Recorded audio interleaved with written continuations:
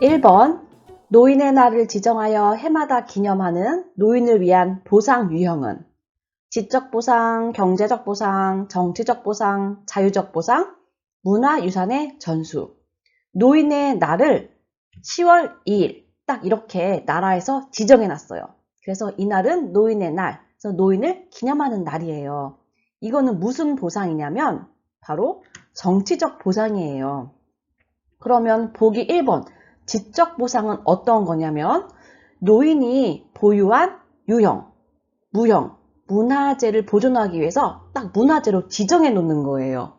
이게 지적 보상이고, 경제적 보상은 뭐 교통시설, 공원, 박물관, 공공시설을 이용할 때 뭐 65세 이상은 20% 할인, 30% 할인 이런 것들 있잖아요. 이게 바로 경제적 보상인 거죠. 자유적 보상 이런 건 없고요. 그 다음에 하나 더 있어요. 제도적 보상이라는 것도 있어요. 그거는 국민연금, 또 노인복지관, 이런 노인복지 서비스를 이용할 수 있게끔 제도적으로 만들어 놓은 거예요. 이게 바로 제도적 보상이다. 그래서 문제, 노인의 날을 지정하는 거, 이거는 정치적인 보상인 거예요. 답은 3번. 2번, 노인 부양 문제의 개선 방안으로 옳은 것은 1번, 세대 분리를 촉진한다? 아니죠. 신세대와 구세대를 점점 분리시켜 놓는다면은 갈등이 해결되지가 않아요. 세대 간의 갈등들은 조절하면서 함께 나아가야 되고요. 2번, 무조건 시설 입소를 우선시한다? 조금만 아파도 요양원에 보내는 그걸 우선시한다? 아니고요. 3번, 자녀가 부모의 부양을 전담하는 거. 과거에는 그랬어요. 그렇기 때문에 가정 안에서 많은 문제들이 있었어요. 왜냐하면 자녀가 부모를 부양한다, 전적으로 부양한다는 거는 쉬운 일이 아니거든요. 그렇기 때문에 거기서 많은 문제들이 있어요. 하지만 지금은 사회가 변했어요. 오히려 자녀보다는 사회가, 국가가 부양해야 한다는 비중이 증가하고 있어요. 그리고 네 번째, 국가 주도의 돌봄 정책이 강화되고 있어요. 맞아요. 현재 그래요. 그래서 우리가 지금 배우고 있는 장기 노양보험 제도도 국가 주도의 돌봄 보호 정책이잖아요. 그렇기 때문에 맞는 거는 4번이고요. 5번처럼 장기 요양 등급 판정의 항목만을 계속 늘린다면 역시 해결되지가 않아요. 답은 4번이에요. 그리고 현재 4번으로 지금 이제 사회가 그쪽으로 가고 있죠. 3번, 다음에서 설명하는 사회복지제도는 목적, 노인의 안정적인 소득 기반 제공을 하고 생활 안정을 지원한다. 대상은 만 65세 이상 소득 인정액의 기준 70% 수준 이하의 노인, 대상이 이하의 노인이고요. 재원, 국가와 지방자치단체에 의해서 이제 재원은 돈을 이야기하는 거죠. 이제 그렇게 조정이 된다. 자, 어떤 사회복지제도일까요? 국민연금, 기초연금, 주택연금, 고용보험, 산업재해보상보험. 답은요, 기초연금이겠죠. 자, 여기서 중요한 건 소득 인정액 기준의 70% 이하인 그 노인에게만 해당하는 거. 이게 바로 기초연금인 거죠. 등급판정위원회의 심의 결과 노인장기요양보험급여 대상자는 다시 말해서 1등급에서 5등급의 등급을 받을 수 있는 어르신을 고르라는 거예요. 자, 어떤 어르신들이 등급을 받을 수 있냐면 나이로 보자면 65세 이상이에요. 이상이면서 일상생활 수행이 어려운 사람들이에요. 그런데 65세가 안 된 사람 중에서도 노인성 질병으로 인하여 거동이나 이런 게 불편하여서 일상생활이 어려운 사람들이 있어요. 이런 사람들이 등급을 받을 수가 있어요. 거기에 해당하는 사람이 누구냐면 답은 3번이에요. 혈관성 치매로 일상생활이 어려운 50세 여자. 자, 65세가 되지 않았지만은 노인성 질환인 혈관성 치매로 일상생활이 어렵대요. 이분 등급 받을 수 있죠. 6번 대상자에게 제공할 수 있는 일상생활 지원 서비스에 해당하는 것은 자, 일상생활 지원 서비스 어떤 거였어요? 일상 속에서 매일매일 하는 거, 그거를 우리 책에서는 밥하고 청소하고 빨래 이 세 가지로 나뉘어요. 쉽게 말해서 그냥 밥하고 청소하고 빨래. 이게 바로 일상생활 지원 서비스예요. 여러 가지 서비스가 있는데 우리가 꼭 이 1, 2, 3번은 꼭 알아두셔야지 문제를 풀 수가 있어요. 1번 신체활동 지원 서비스는 식사 도움, 그러니까 막 숟가락으로 밥 먹여드리는 거. 또 구강관리는 칫솔질 해드리는 거, 머리 감기기 이런 것들은 다 신체활동 지원 서비스고요. 일상생활 지원 서비스는 제가 방금 말씀드렸더니 밥하고 청소하고 빨래하는 거예요. 밥하는 걸 다른 말로 취사라 그러고요. 청소를 다른 말로 청소 및 주변 정돈이라고 하고요. 빨래를 다른 말로 세탁이라고 해요. 밥하고 청소하고 빨래하는 거. 이거는 일상적으로 매일 하는 거다. 그리고 3번 개인활동 지원 서비스는 개인적으로 활동하는 것들. 외출 시에 동행하는 것들. 예를 들어서 관공서, 또 병원 방문하는 거. 이런 것들 같이 동행해 드리는 거예요. 또 일상 업무 대행 같은 거. 이런 것들은 개인활동 지원 서비스에 해당한다. 그리고 또 하나가 있는데 치매 관리 지원 서비스. 이건 어떤 거냐? 이거는 행동 변화에 적당한 대처를 하는 거예요. 그래서 우리가 지금 치매 요양보도 배우고 있잖아요. 이 4번 서비스를 제공하기 위하여. 그래서 행동 변화 대처에 대한 거는 어떤 거냐? 그러면 그거는 바로 치매 관리 지원 서비스다. 이렇게 해주시면 돼요. 그럼 문제로 돌아가 볼게요. 일상생활 지원 서비스에 해당하는 것은 바로 5번인 거죠. 5번이 밥하고 청소하고 빨래잖아요. 자, 1번 목욕 도움은 신체활동 지원 서비스고요. 2번 병행 동행이 이게 바로 개인활동 지원 서비스예요. 개인적으로 병원 가야 되는 날들이 있잖아요. 또 구강관리는 칫솔질 시켜드리는 거. 이건 다 신체활동 지원 서비스. 그리고 의사소통 도움이라는 것도 있는데 이런 건 이제 정서 지원 서비스예요. 말벗 해드리는 거. 이런 것들 정서 지원이라고 합니다. 그래서 답은 5번이고요. 7번 요양보호 서비스 제공 원칙에 관한 설명으로 옳은 것은 1번 대상자가 변비가 있는 경우 관장을 실시한다. 자, 틀렸죠? 요양보호사는 관장을 하지 않는다. 왜냐하면 관장은 의료행위예요. 그렇기 때문에 1번 틀렸습니다. 2번 대상자와 직계가족에게 서비스를 제공한다. 자, 어디가 틀린지 아시겠죠? 우리가 하는 서비스는 대상자에게만 해요. 우리는 가족에게 서비스를 제공하는 게 아니에요. 자, 직계가족에게 서비스를 제공한다. 틀렸습니다. 4번 대상자의 상태가 변화된다면 서비스를 임의로 조정한다. 임의로라는 말은 내 맘대로라는 거거든요. 대상자의 상태가 갑자기 안 좋아졌어요. 그렇다고 하던 서비스를 내 마음대로 막 조정하는 거. 기저귀를 사용하지 않으시던 분인데 오늘부터 컨디션이 너무 안 좋아졌어요. 그래서 내 마음대로 막 기저귀를 사용해버리는 거. 이거 아니죠. 일단 대상자의 상태가 변화되면은 일단 보고를 하셔야 돼요.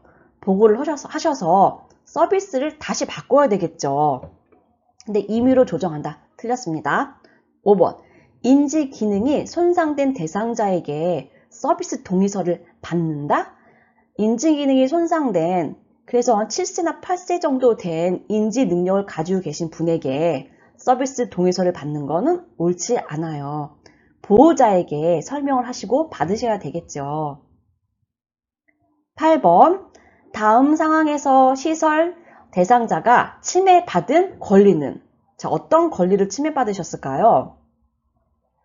다른 대상자에게 맞은 사실에 대해 요양보호사가 아무런 개입을 하지 않았다. 요양보호사가 침해 대상자에게 폭언을 하였다. 아, 이러시면 안 되는데 이런 일이 일어났나 봐요. 어떤 권리가 침해되었을까요? 1번, 신체 구속을 받지 않을 권리. 2번, 개별화된 서비스를 받을 권리. 3번, 충분한 정보를 제공받을 권리. 4번, 존엄한 존재로 대우받을 권리. 5번, 사생활과 비밀 보장에 관한 권리. 자, 보기의 내용은 맞았대요.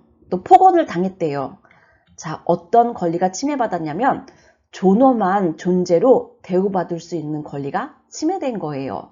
답은 4번이고요. 9번, 노인 학대 유형과 그 사례가 올바르게 연결된 것은? 자, 1번, 방임, 생활비 제공을 중단함, 중단했다. 이거 방임 맞아요. 그럼 2번 볼게요. 2번의 B를 볼게요. 이성교제를 방해함. 이거는 뭘까요? 어떤 학대일까요? 이거 정서적인 학대예요. 그러면 3번, 말을 걸지 않고 무시했대요. 이건 또 무슨 학대예요? 이것도 역시 정서적인 학대겠죠. 3번, 유언장의 내용을 막 변조했어요. 왜 변조할까요? 재산 때문에 그러겠죠. 그러기 돈이 들어간 내용이니까 이거는 경제적 학대지요. 5번, 집안의 경조사에 참여하지 못하게 하는 것. 참여하지 못하게 함으로써 이제 고립시키는 거예요. 이거 역시 정서적 학대에 해당하는 거죠. 그래서 바르게 연결된 것은 1번이에요. 방임. 그러니까 하던 걸 중단했다. 이거는 방임이에요. 10번, 언어적 성희롱에 해당하는 것은? 1번, 뒤에서 껴안았다. 이거는 어떤 성희롱일까요? 육체적 성희롱이죠. 2번, 엉덩이를 막 밀착시켰대요. 육체적 성희롱이고요. 3번, 신체 부위를 노출했어요. 아이고, 이거 시각적 성희롱이고요. 4번, 음란한 사진을 막 보냈어요. 이거 시각적 성희롱이고요. 5번, 성적 사실의 관계에 대해서 막 물어봤어요. 이거 언어적 성희롱이죠. 그래서 답은 5번, 언어적 성희롱. 11번, 다음과 같은 성희롱 상황에서 요양보호사의 대처 방법은? 요양보호사가 방문할 때마다 대상자가 목욕을 하겠다는 핑계로 알몸으로 기다리고 계신대요. 자, 어떻게 해야 될까요? 1번, 감기에 걸릴 수 있다고 야단친다. 2번, 대상자를 못 본 척하고 다른 일을 한다. 3번, 대상자에게 서비스를 중단한다고 말한다. 4번, 대상자의 가족에게 재발 방지를 약속받는다. 5번, 관리 책임자에게 보고하여 적절한 조치를 취하게 한다. 자, 어떤 게 가장 올바른 대처 방법일까요? 보고예요. 우리가 성희롱을 대처하는 방법에서 뭐 단호하게 말한다. 이런 게 답이 되게 많아요. 분명하게 말한다. 단호하게 말한다. 치매 어르신은 말해봤자 잘 이해하지 못하니까 좀 다른 방향이겠지만 어르신은 치매 어르신이 아니기 때문에 어르신에게 분명하게 또 단호하게 이야기한다. 그리고 이게 답이 없다면은 그때는 보고하셔야 돼요. 관리 책임자에게 보고해야 되는 거죠. 그래서 적절한 조치가 이루어지게 해야 되는 거죠. 답은 5번이고요. 16번, 다음 사례에서 요양보호사가 준수한 직업윤리는? 방문 요양 시 대상자가 명절 음식을 만들어 달라고 부탁하였을 때 명절 음식 하는 거예요? 안 하는 거예요? 안 하는 거예요. 급여 내용이 없어 서비스를 제공할 수 없다고 정중히 거절하였대요. 잘하셨어요. 자, 1번 협력하려는 태도, 2번 자기 개발을 하려는 태도, 3번 인권을 옹호하려는 태도, 4번 전문 상담가로서의 태도, 5번 규정에 따라 업무를 수행하려는 태도. 자, 답은요?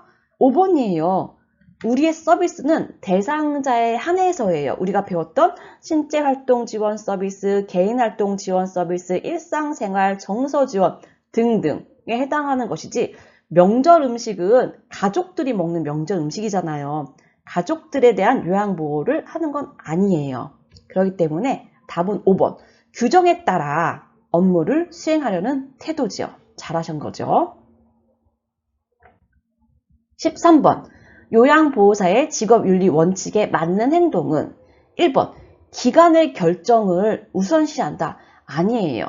대상자의 자기 결정권을 최대한 존중해야 되고요. 2번. 요양보호사의 판단대로 서비스를 제공한다? 내 마음대로, 내 요양보호사의 판단대로 서비스를 제공한다? 아니에요. 대상자에게 의견을 물은 후에 실행하셔야 되고요.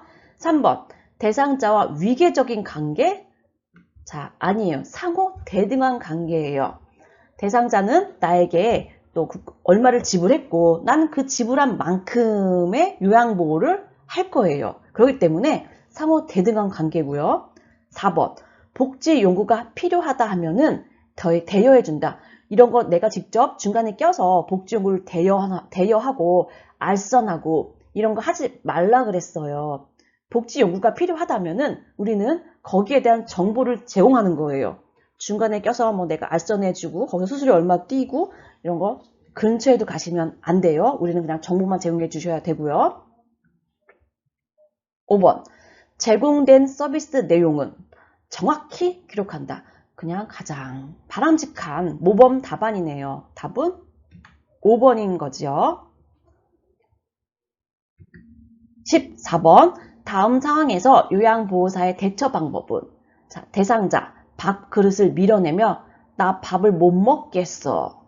자, 요양보호사 어떻게 해야 될까요? 1번, 너무 까다로우세요. 2번, 배고프실 때 말씀하세요. 3번, 그러면 음식을 치울게요. 4번, 자꾸 이러시면 제가 너무 힘들어요. 5번, 입안에 상처가 있는지 확인해 볼게요. 자, 가장 바람직한 거는 바람직한 요양보호사는요. 5번이에요. 원인을 알아내셔야 되는 거예요. 왜 밥을 못 먹는다고 지금 하시는 건지. 그래서 원인을 알아보기 위해서 가장 기본적인 거는 신체적인 거를 해결해 보셔야 되는 거예요. 관찰해야 되는 거예요. 그렇기 때문에 5번.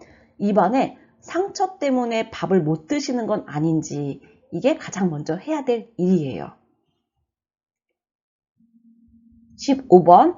다음 상황에서 요양보호사가 직업윤리 원칙을 준수한 경우는 대상자가 방문 요양 서비스 급여 제공 기록을 실제 시간보다 늘려 작성해서 본인 부담금을 면제해 주세요 라고 요청했대요. 자, 이러면 돼요, 안 돼요? 자, 위법입니다. 이렇게 하시면 안 되는데 이걸 요구했대요. 자, 어떻게 해야 되는지 볼게요. 1번, 불법이라고 명확하게 말한다. 2번, 면제해 줄 수 있는 기관을 소개한다. 3번, 동료 요양보호사와 상의하겠다고 말한다. 4번, 등급 상향 판정을 받아오라고 한다. 5번, 추가 서비스를 제공하여 서비스 시간을 늘린다. 자, 답은요.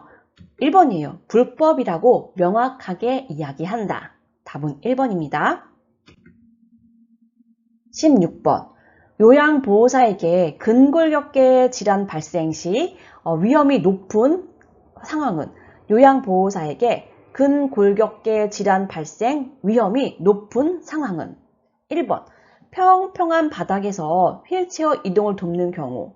바닥이 평평하다 그러니까 문제 없을 것 같아요. 2번, 물건을 몸에서 멀리 놓고 들어 올렸대요. 아이고, 2번이면은 내가 그 물건과 내가 사이가 멀면요, 멀수록 나는 더 많은 힘을 써야 돼요. 그렇기 때문에 내 근육과 인대 이런 것들이 손상을 입을 수가 있어요. 2번이 답이에요. 이 상황에서 일을 하시면 안 되고요. 3번, 이동용 장비를 이용하였대요. 잘하셨어요. 4번, 밤 근무 중에 밝은 조명을 이용했어요. 그래서 일을 했어요. 잘하셨고요. 5번, 무릎을 굽혀 물건을 잡고 무릎을 펴면서 들어 올리는 경우. 맞아요. 굽혀야 될 것은 무릎이에요. 물건을 들어 올릴 때 무릎을 굽히고 그리고 펴면서 들어 올려야지 허리를 굽히고 핀다? 그러면 틀린 거죠. 그러면 요통이 생겨요. 그래서 무거운 물건을 들어 올릴 때는 무릎을 굽혀서 들어 올린다. 답은 바로 2번이 맞는 거죠. 17번, 감염 예방을 위한 요양보호사의 자기관리 방법으로 옳은 것은 1번, 손으로 입을 가리고 기침한다. 자, 뭐가 틀렸을까요? 기침은요, 손으로 가리는 게 아니고 휴지나 손수건으로 가리고 하셔야 돼요. 왜냐하면 손은요, 휴지나 손수건은, 휴지 같은 경우는 기침하고 버릴 수가 있잖아요. 손수건도 많이 사용 안 하는데 우리 손은 365일 내 몸에 붙어서 계속 사용하게 되겠잖아요. 그래서 손이 매개체가 돼서 다른 사람에게 옮길 수가 있어요. 그렇기 때문에 휴지나 손수건으로 기침을 하셔야 되고요. 2번, 독감 예방접종은 6개월마다가 아니고 1년에 한 번. 독감 예방접종, 그러니까 인플루엔자죠. 인플루엔자 바이러스 그 예방접종은 1년에 한 번이에요. 그 주사를 맞으면 그 항체 유효기간이 1년이에요. 그렇기 때문에 매년 1회 맞아야 되고요. 3번, 결핵진단검사는 3개월마다 받아야 한다. 결핵진단검사를 3개월마다 받는다는 얘기는 못 들어보셨죠? 내가 오늘 케어한 어르신이 알고 보니까 결핵이에요. 그럼 나는 앞으로 계속 3개월 동안 진단을 받아야 되나요? 진단검사를? 아니잖아요. 내가 오늘 어떤 어르신을 만났는데 이분이 결핵이었어요. 그러면 나는 한 달 후쯤에, 잠복기 끝난 한 달 후쯤에 병원 가셔서 엑스레이 찍어보고 하시면서 결핵 내가 전염된다 안 된다 검사하시면 되는 거예요. 그러면 끝나요. 계속 3개월마다 받는 게 아니고요. 4번, 임신한 경우 풍진 감염 대상자와 접촉하지 않는다. 맞아요. 내가 요양보호사가 임신을 했을 경우는요. 풍진이나 또 하나 더 있죠. 수두 감염 대상자와는 접촉을 하지 않아야 돼요. 왜냐하면 풍진과 수두는 태반을 통과해요. 그렇기 때문에 태아에게 영향을 미쳐요. 그렇기 때문에 풍진과 수두 이 두 가지 감염 대상자와는 접촉하지 말아야 되고요. 5번, 노로바이러스에 감염되면 가운을 입고 업무를 계속한다? 아니에요. 노로바이러스에 감염되면은 역시 중단하셔야 돼요. 왜냐하면은 노로바이러스가 전염력이 굉장히 좋아요. 그래서 바로 집단 감염이 생겨요. 누가 학교에서 한 명이 걸렸거든요. 그럼 순식간에 뭐 한 40명이 쫙 퍼지거든요. 그렇기 때문에 2차 집단 감염이 되기 때문에 노로바이러스에 요양보호사 감염됐다 그럴 때는 바로 중지하셔야 되지요. 답은 4번입니다. 18번, 노화에 따른 소화기계 변화로 오는 것은 1번, 위액 분비량 감소.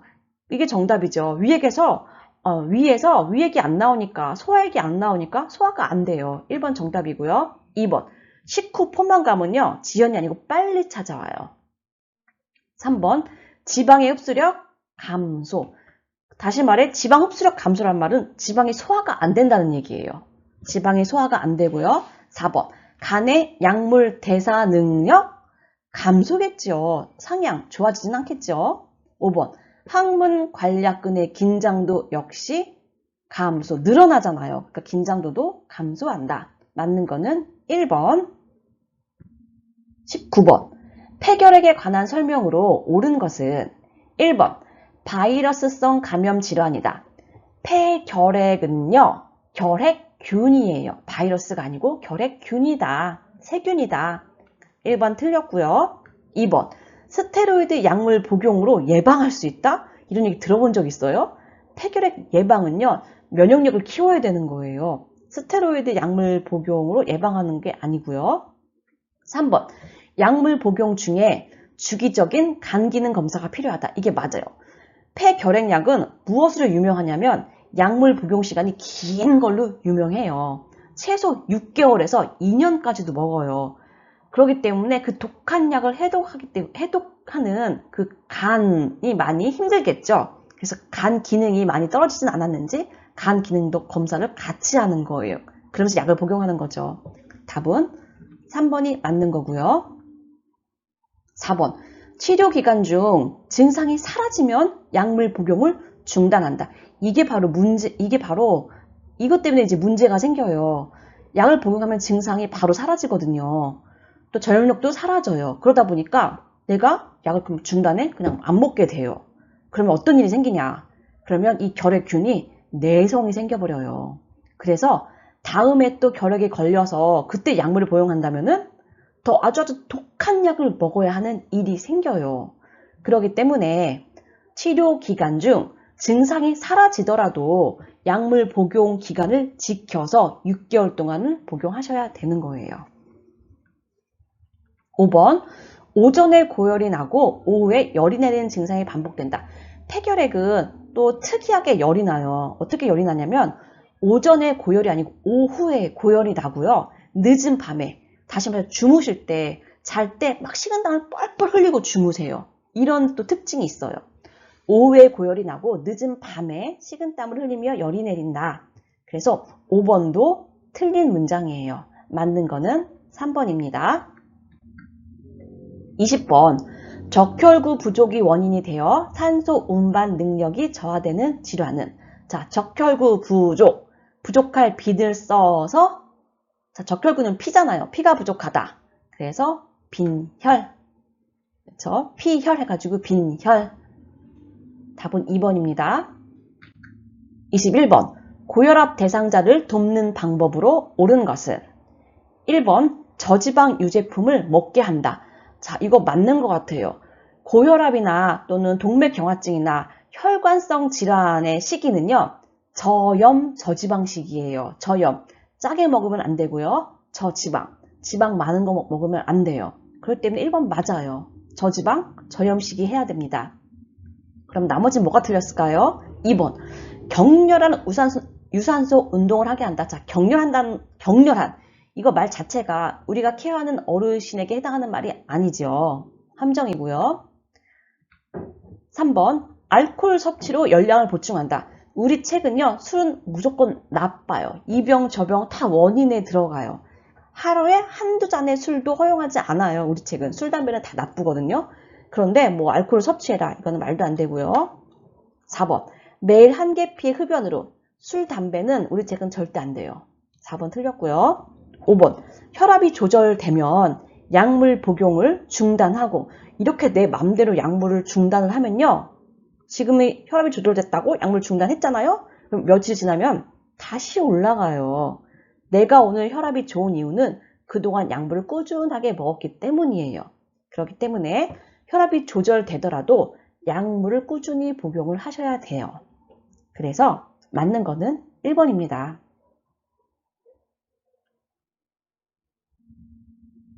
22번. 골다공증이 있는 노인이 낙상했을 때 발생할 가능성이 높은 질환은? 자, 골다공증이 있는 노인이 낙상했을 때 발생하는 게 뭐였죠? 이게 바로 고관절 골절이었어요. 예. 골다공증이 있는 어르신이 낙상했다. 특히 화장실에서 낙상이 그렇게 많거든요. 화장실에서 낙상했다. 이러면 그냥 바로 고관절 골절인 거죠. 고관절은 엉덩이 관절을 고관절이라고 해요. 어르신이 넘어지면은 엉덩이부터 자세가 구부정하시잖아요. 그러면서 이제 무게중심이 엉덩이 쪽으로 오면서 넘어지면 엉덩이부터 넘어지게 돼요. 그래서 고관절 골절이 생겨버리게 되죠. 답은 3번입니다. 23번. 전립선 비대증의 발생 요인으로 옳은 것은? 전립선 비대증은 전립선이 비대하게 커져서 소변을 못 보게 만드는 거예요. 그 원인이 뭐냐? 1번 요로 감염, 2번 체중 감소, 3번 소변 배설량이 증가, 4번 규칙적 돈요 시행, 5번 남성 호르몬 불균형. 전립선 비대증의 요인은요, 노화예요. 노화. 젊은 사람이 전립선 비대증 있다는 얘기 못 들어보셨잖아요. 다 노화로 인한 거거든요. 노화되었을 때 어떤 일이 생기냐? 바로 5번이에요. 남성 호르몬이 감소가 돼요. 그러면서 나타나는 증상이 전립선이 비대해져요. 그래서 전립선 비대증의 요인은 바로 5번입니다. 24번. 대상자에게 욕창을 발생시킬 가능성이 높은 요양보호사의 행동은? 1번. 체위를 자주 변경해준다. 너무 잘했어요. 2번. 침상 시트에 주름을 펴준다. 너무 잘했어요. 3번. 무릎 사이에 베개를 끼워준다. 너무 잘했지요? 4번. 천골 부위에 도넛 베개를 대어준다. 자, 답은요? 4번. 천골 부위에 도넛 모양의 베개 사용하지 말아라. 왜냐면은 오히려 그게 혈액순환을 저해한다. 혈액순환이 안 되게 한대요. 그렇기 때문에 천골 부위에 도넛 베개를 하지 말아라. 이랬어요. 그런데 4번처럼 한다면은 욕창 생기겠죠. 5번. 목욕 후에 피부를 완전히 말려준다. 맞아요. 목욕 후에 보습도 너무너무 중요해요. 보습도 중요한데 물기가 남아있다면 일단 물기가 있다, 습하다 이러면은 세균들이 달라붙어요. 그러면서 피부를 헐게 만들고 상하게 만들어요. 그렇기 때문에 완전히 보습이 된 상태에서 완전히 말려주는 게 중요한 거죠. 답은 4번입니다. 25번.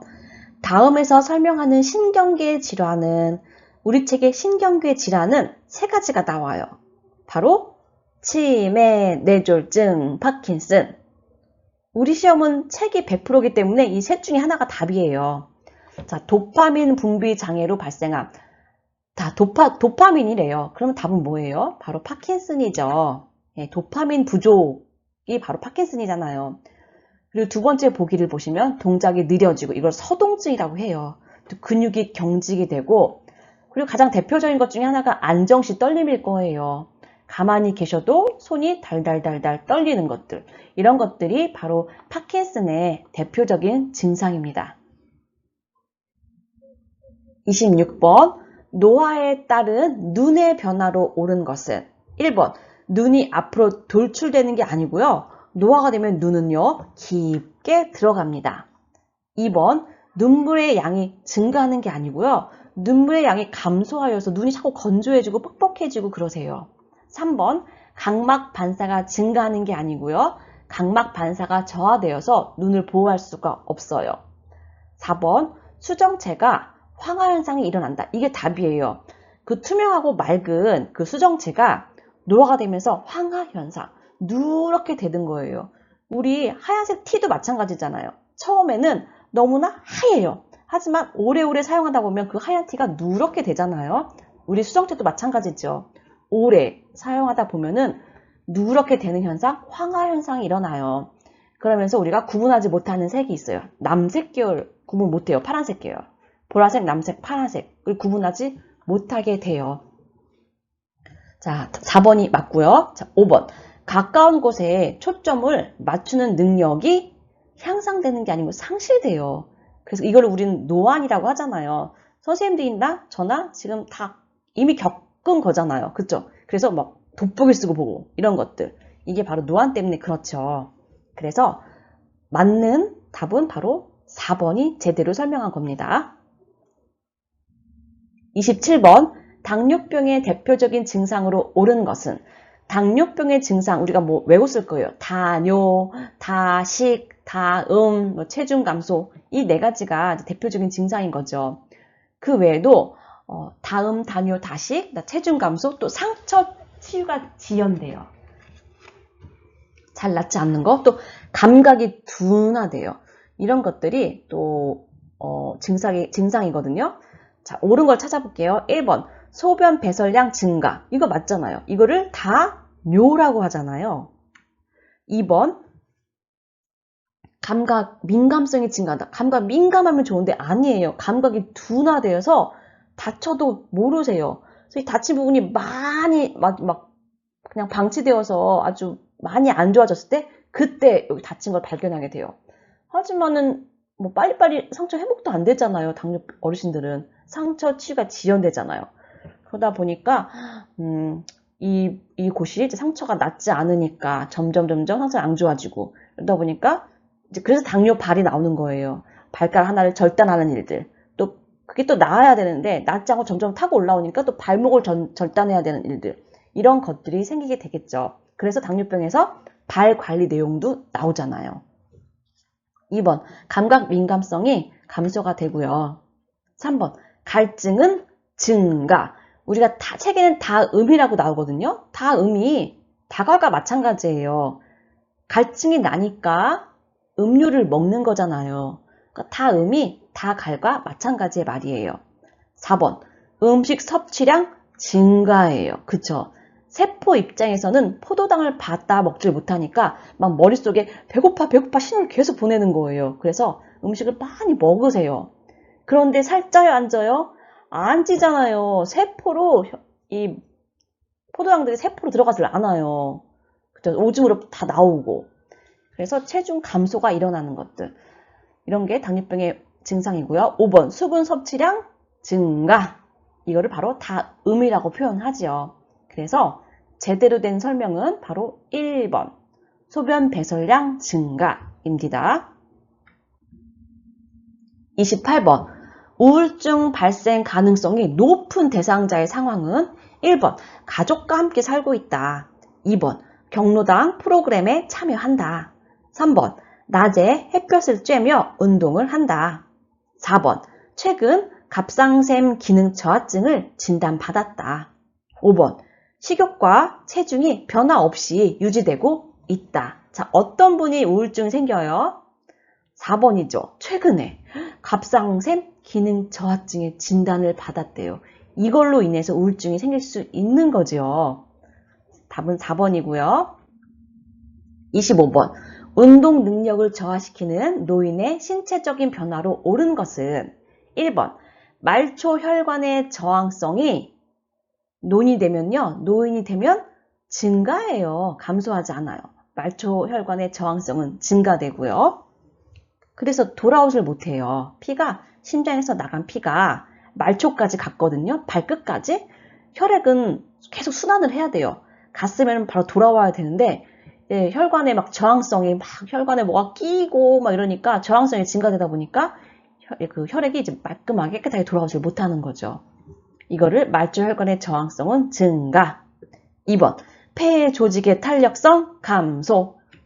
2번 맞지요? 2번은 우리가 외웠어요. 탄력성이라는 말 앞에 그 어떤 말이 다 붙여도 무조건 감소해야 돼요. 3번 관절의 유연성 감소. 관절이 유연해져가지고 막 다리가 쫙쫙 벌어지고 막 어르신들이 그러지는 않잖아요. 4번 자극에 대한 반응이 증가. 아니에요.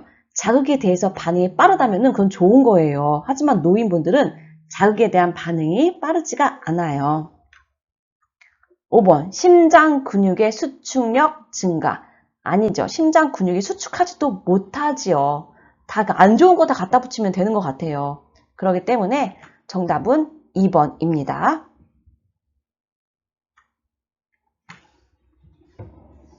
우리 증가되는 걸 한번 정리해 볼게요.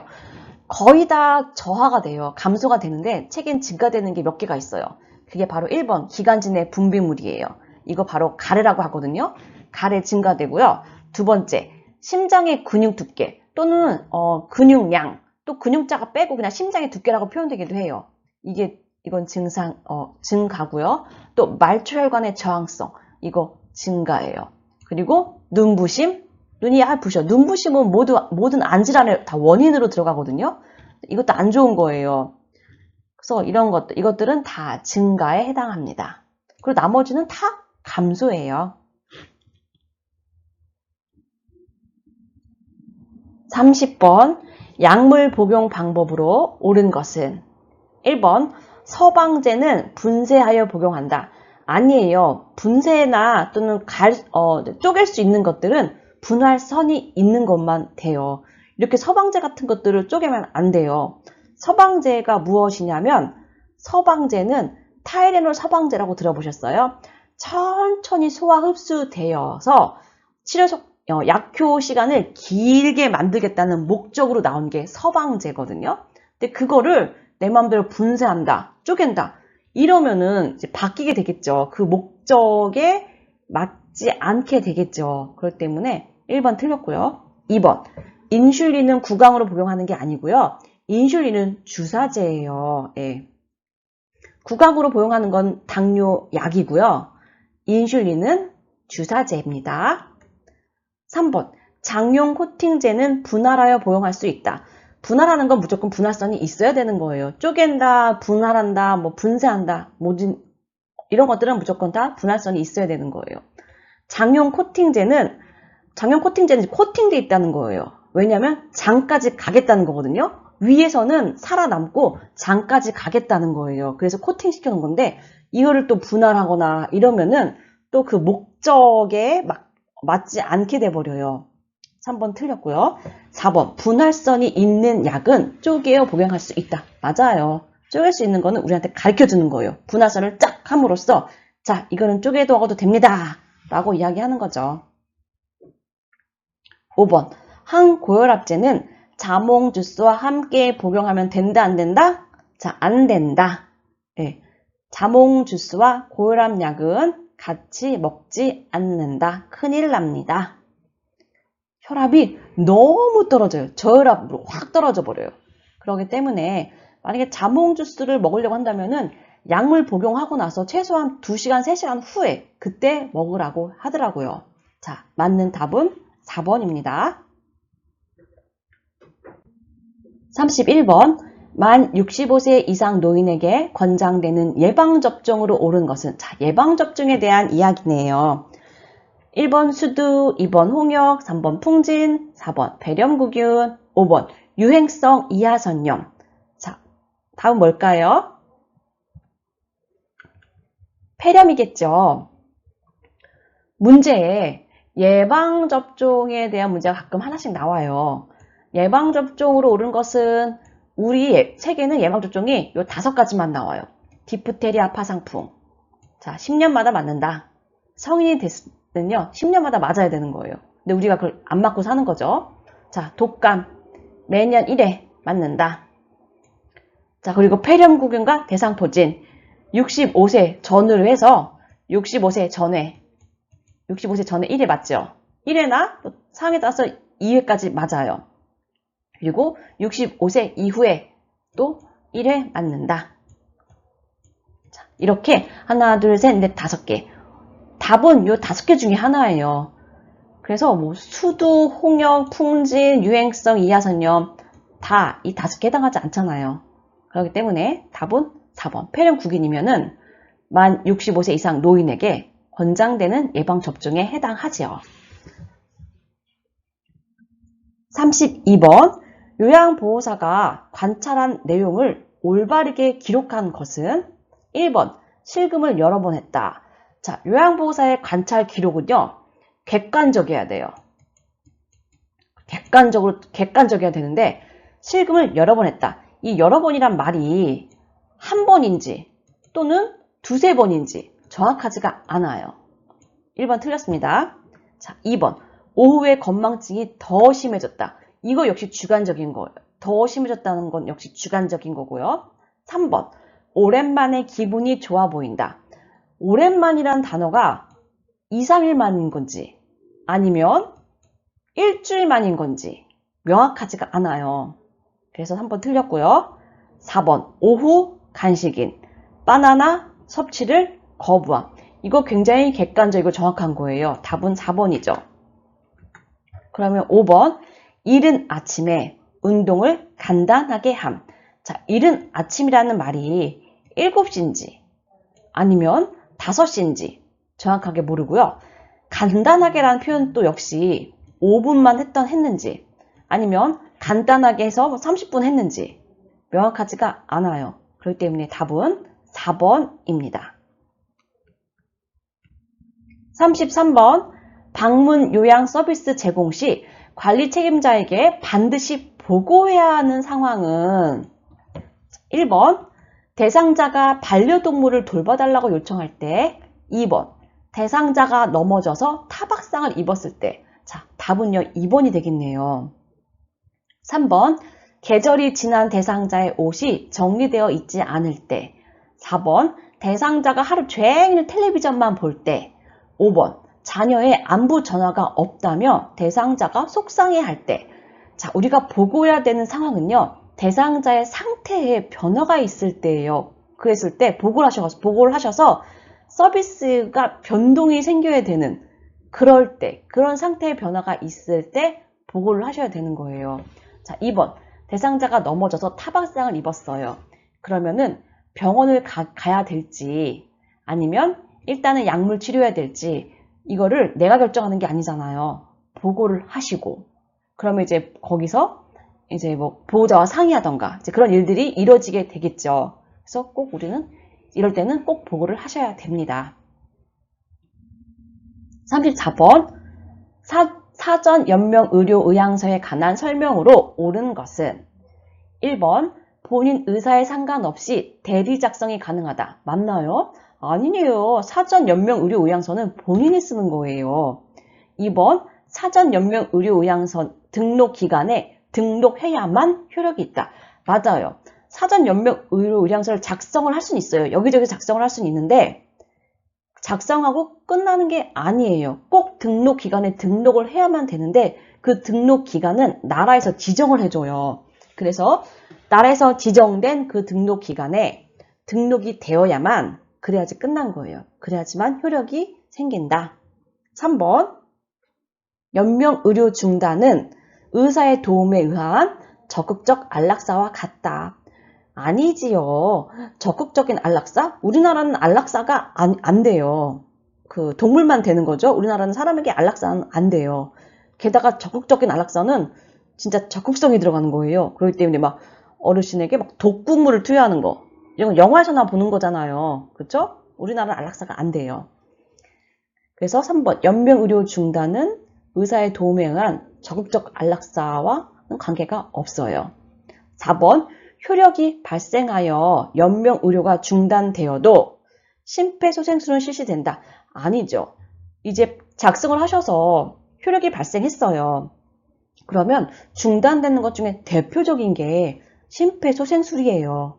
심폐소생술 또는 인공호흡기 착용. 이게 대표적으로 중단이 되는 거죠. 5번 효력이 발생하여 연명의료가 중단되면 물과 영양분 공급하지 않는다. 자, 여기 나오네요. 자, 중단되는 것들은 심폐소생술이나 인공호흡기 착용 같은 것들이에요. 하지만 중단되지 않는 것들이 있어요. 내가 작성을 하고 효력이 발생하더라도 아주 기본적인 단순 공급은 중단되지 않아요. 그게 바로 4가지가 있었어요.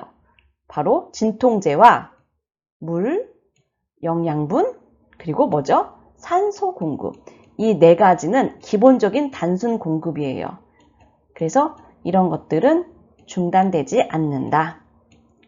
물과 영양분, 산소, 그 다음에 진통제.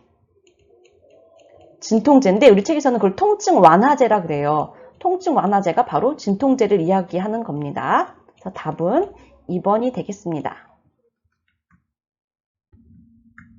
35번 임종을 앞둔 대상자에게 죽음이 임박하였음을 예측할 수 있는 상태는 1번 자, 임종이 임박하였을 때 1번 동공은 축소되는 게 아니고요. 눈이 풀렸다고 이야기 들어보셨어요? 동공이 확대가 돼요. 눈이 풀렸다고 하죠. 동공이 확대가 됩니다. 2번 호흡이 규칙적인 게 아니고요. 굉장히 힘든 불규칙적인 호흡으로 변해요. 이걸 임종시 호흡이라고 합니다. 3번 피부가 붉고 따뜻하지 않고요. 혈액순환이 안 되니까 차갑고요. 청색증을 볼 수가 있어요. 4번 근육의 긴장도가 증가되는 게 아니겠죠. 오히려 반대겠죠. 근육의 긴장도는 감소가 되겠지요. 답은 5번 대소변 실금이 나타난다. 자, 내 머릿속에서 이제 내 의지로 관략근을 조절할 수가 없게 돼요. 그러면서 대소변 실금이 나타나는 게 임종시의 증상입니다. 36번 편마비 대상자에게 식사를 제공할 때 사례를 예방하는 방법으로 옳은 것은 1번 국물이 많은 음식을 준다. 국물이 많으면 더 살에 걸립니다. 2번 음식을 뜨겁게 하여 준다. 역시 뜨겁게 하면 더 살에 걸립니다. 3번 국수는 적당한 크기로 잘라서 준다. 이게 정답이죠. 너무 길면은 국숟가락이 너무 길면은 살에 걸리게 되기 때문에 적당한 크기로 잘라서 준다. 4번 맛이 있는지 물어보면서 음식을 입에 넣어준다. 식사하실 때 질문은 하지 않습니다. 왜냐하면 대답하다가 살에 걸리기 때문이죠. 5번 입안에 음식이 남았을 때 다음 음식을 넣어준다. 아니죠. 입안에 음식을 다 삼킨 것을 확인한 다음에 그 다음에 다음 음식을 넣어준다. 이렇게 표현해야 됩니다. 37번 치매 대상자의 식사를 돕는 방법으로 옳은 것은 1. 식탁에 앉아서 같이 생선 가시를 제거한다. 생선 가시 제거하는 것은 식탁에 앉기 전에 어르신이 오시기 전에 미리 해놔야 되는 것입니다.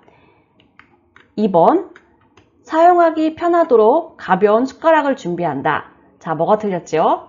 치매 어르신의 숟가락은 가벼운 숟가락이 아니고 무거운 숟가락입니다. 3번 음식을 거부할 때는 갈아서 한꺼번에 먹인다. 아니죠. 어르신의 치아에 잔존 능력이 남아있는데 왜 그것을 갈아드려야 돼요? 그러시면 안 돼요. 4번 평소에 좋아하는 드라마를 보면서 식사하게 한다. 식사할 때는 식사에 집중할 수 있도록 그런 환경을 만들어 주셔야 돼요. 텔레비전 틀어놓는다, 음악 틀어놓는다, 다 틀렸어요. 5번, 의치가 느슨하면 의치를 빼고 식사하게 한다. 이게 답이죠. 의치가 느슨하다면은 당연히 빼고 식사할 수 있도록 허용하는 거예요. 답은 5번이고요. 38번, 대상자의 약물 복용을 돕는 방법으로 옳은 것은 1번, 색이 변한 물약은 흔들어 복용한다. 틀렸죠. 색이 변한 물약은 폐기한다. 2번, 물을 충분히 제공하여 약을 잘 삼키게 한다. 맞아요. 약 드실 때 물은 충분히 제공하셔야 되고요.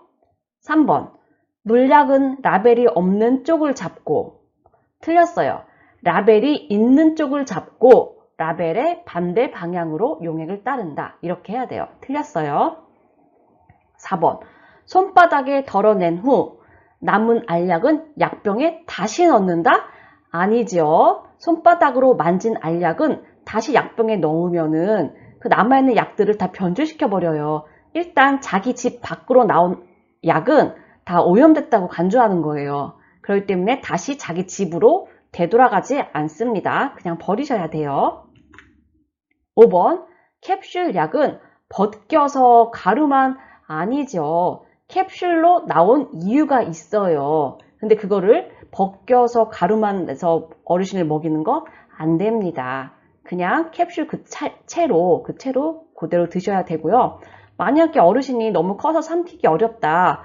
그러면 의사 선생님께 말씀을 드리면 의사 선생님이 같은 성분의 약이지만 삼키기 쉬운 약으로 변경해서 드려요. 그렇기 때문에 이럴 때는 내 마음대로 하지 마시고 의사 선생님과 상의하시면 해결이 됩니다. 39번, 다음 그림 중에서 물약을 사용하기 위해 병 뚜껑을 열어서 내려놓는 방법은? 자, 어떻게 하는 거죠? 뒤집어 놓는 거죠. 그렇기 때문에 답은 자, 이렇게 놓는 거예요. 물약의 뚜껑은 이 갓처럼 이런 방향으로 뒤집어 놓으셔야 됩니다. 40번, 다음 그림 중에서 중이염을 앓고 있는 대상자에게 귀약을 투여할 때 귓바퀴를 잡아당기는 방향은 자, 몇 번이죠? 답은 2번이죠. 이걸 우리가 그림으로도 알아야 되고요. 말로도 아셔야 돼요. 무슨 방향? 후상방. 이걸 바로 후상방이라고 하죠. 41번, 대상자가 옷에 변을 지렸을 때 대처 방법은? 1번, 기저귀를 채워준다. 아우, 변을 몇 번 지렸다고 바로 기저귀를 채우시면 안 됩니다. 2번, 4시간마다 이동 변기를 데워준다. 4시간마다 이동 변기를 데워준다는 것도 의미가 없고요. 3번, 즉시 창문을 열어서 냄새를 제거한다. 이것도 아니죠. 4번, 자존감을 지켜주기 위해 모른 척한다. 자존감을 지켜주는 건 맞지만 모른 척하는 거는 아니에요. 5번, 불쾌감을 느끼지 않도록 옷을 갈아입힌다. 맞아요. 자존감도 지켜주시는 것도 중요하고 또한 어르신이 변이 지렸기 때문에 굉장히 불편하실 거예요. 그렇기 때문에 그리고 또 지렸던 것이 피부에 오래 닿으면 피부를 손상시켜요. 그렇죠? 그렇기 때문에 불쾌감을 느끼지 않도록 옷을 바로 갈아입히는 거. 이게 바로 답이 될 수 있겠죠. 42번, 요실금 대상자의 배뇨를 돕는 방법으로 옳은 것은? 1번, 배뇨 후 아랫배를 눌러주어 방광을 완전히 비우게 한다. 이거 맞아요. 소변 볼 때 아랫배를 눌러서 완전히 방광을 비워주게 하면 잔뇨가 남지 않아요. 잔뇨가 남으면 이건 오래되면은 방광염을 일으키거든요. 참 1번은 잘하신 거고요. 그럼 2번, 주기적으로 도뇨관을 사용한다? 실금 있다고 도뇨관을 사용해서 오줌을 빼고 막 그러진 않아요. 틀렸고요. 3번, 식이섬유가 적은 음식을 제공한다. 아니에요. 요실금은 변비라도 연관이 있어요. 그렇기 때문에 요실금을 예방하려면 변비도 예방해 주셔야 돼요. 그래서 식이섬유가 많은 음식을 제공함으로써 변비를 예방해 주셔야 됩니다. 4번, 더운 물주머니를 복부에 대어준다. 요실금 한다고 더운 물주머니 복부에 대어주는 거 보셨어요? 아니죠. 5번, 활동을 제한하여 배뇨 횟수를 줄인다. 왜 그런 걸까요? 그렇죠. 활동을 제한하여서 배뇨 횟수를 줄일 필요가 없죠.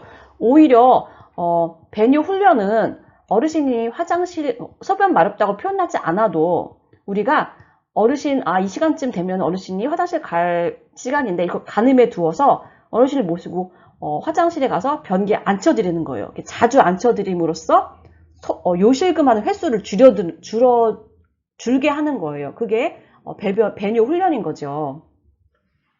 그래서 배뇨 횟수를 줄인다는 건 말이 안 돼요. 5번도 틀렸습니다. 43번, 간이 변기를 사용하여 배설하는 대상자를 돕는 방법으로 옳은 것은? 간이 변기 나왔으니까 이제 침상 배설을 이야기하는 거예요. 옳은 것은 1번, 변기는 찬물로 닦은 후 데워준다? 아니죠. 변기 어떻게 하라 그랬죠? 따뜻하게 만들라 그랬습니다. 1번 틀렸고요. 2번, 변기 놓을 자리에 젖은 수건을 깔아놓는다. 이것도 틀렸죠. 3번, 배설하지 못했으면 변이가 생길 때 다시 데워준다. 맞아요. 침상 배설의 자세는 굉장히 힘들어해요. 그래서 오랜 시간 동안 그 자세를 유지시켜주지 마시고 배설이 안 됐다면은 다시 제자리로 편안한 자리로 눕혀두시고 변이가 생길 때 다시 시도를 해주셔야 되는 거예요. 3번이 답이고요. 4번, 침대를 평평하게 하여 힘 주기 쉬운 자세를 취하게 한다. 힘 주기 쉬운 자세를 취하는 방법은 침대가 평평한 게 아니고 머리 상체를 세우는 거예요. 그렇죠? 그래서 이게 틀렸고요. 5번, 바지를 내린 후 허리 아래쪽에 무릎 덮개를 덮어준다. 이것도 우리가 많이 풀어봤죠? 순서가 틀렸어요. 바지 내린 후가 아니고 무릎 덮개를 먼저 덮어주시고 그 아래서 바지를 내리는 거예요. 그래서 맞는 건 3번입니다.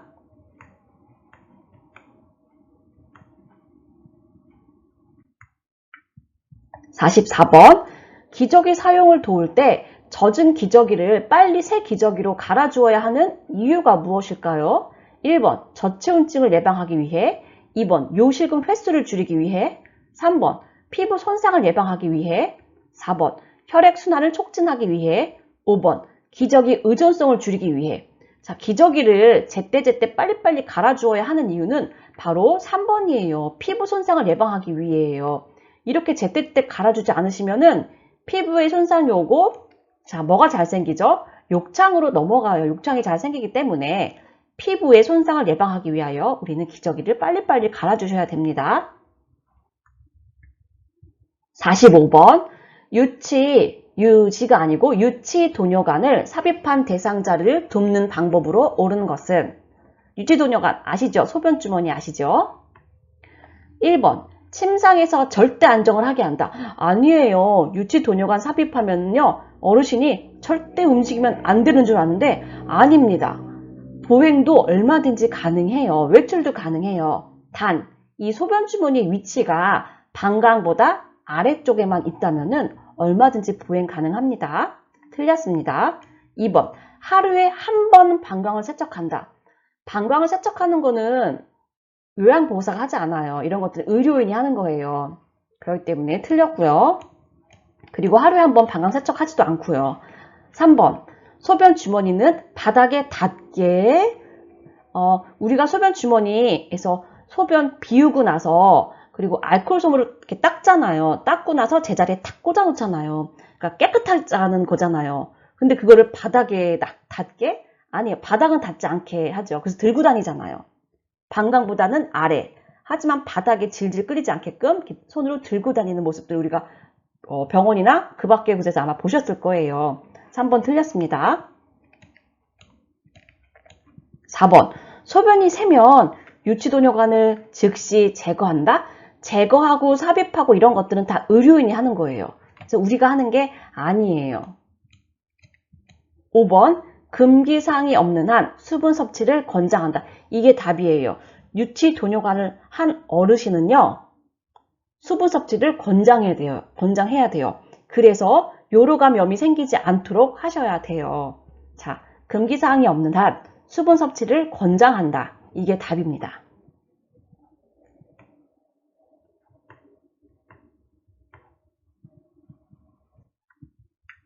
46번 혈액 응고 장애가 있는 대상자의 칫솔질을 돕는 방법은 혈액 응고 장애가 있는 어르신이래요. 1번 칫솔모가 단단한 칫솔로 아니죠. 칫솔모는요 부드러워야 돼요. 혈액 응고 장애가 있는 분은요 응고가 안 되니까 출혈의 위험이 있으신 분이에요. 그렇기 때문에 단단한 칫솔이 아니고 부드러운 칫솔을 사용해서 해야 합니다. 2번 치아에서 잇몸 방향으로 칫솔질 하게 한다. 이것도 그냥 우리가 보통 때 하는 걸 상상해 보세요. 우리 칫솔질은 치아에서 잇몸이 아니고 잇몸에서 치아 방향으로 해요. 2번 틀렸고요. 3번 칫솔로 치아뿐 아니라 혀에 깊숙한 데까지, 함정이 뭔지 아시겠죠? 혀에 깊숙한 데까지 닦으면 우리가 이거 몇 번 해보셨을까요? 근데 감이 오죠? 토하게 되잖아요. 그래서 혀에 깊숙한 데까지는 닦지는 마세요. 혀를 닦는 건 맞지만 깊숙한 데를 자극하지는 마시고요. 4번 치실로 음식을 찌꺼기 제거한 후 칫솔질 하게 한다.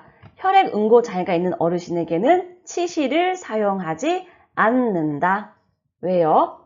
출혈이 생기기 때문에 혈액 응고 장애 있는 어르신은 치실 사용하지 않는다. 5번 매 식사 후 30분 이내와 잠자기 전 이렇게 하루에 4번 칫솔질 한다. 이게 그냥 맞아요. 정답이에요.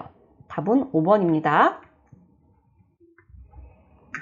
47번 침상에서 대상자의 머리를 감기는 방법으로 옳은 것은 1번 린스를 한 후 따뜻한 물로 헹군다. 이거 그냥 맞는 말 같아요. 틀린 게 없어요.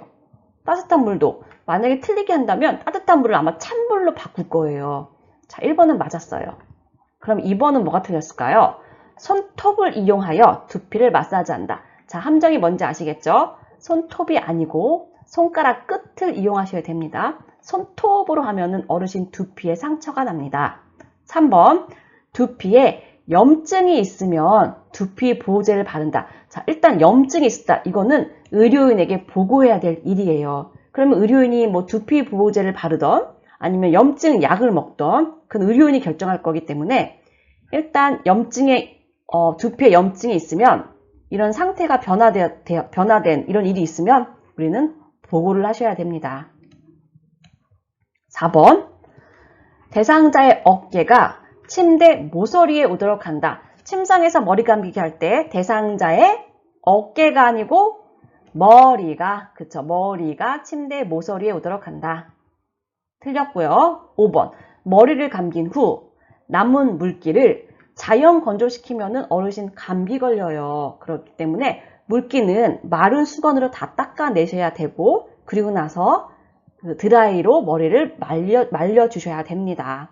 그래서 맞는 거는 1번이에요.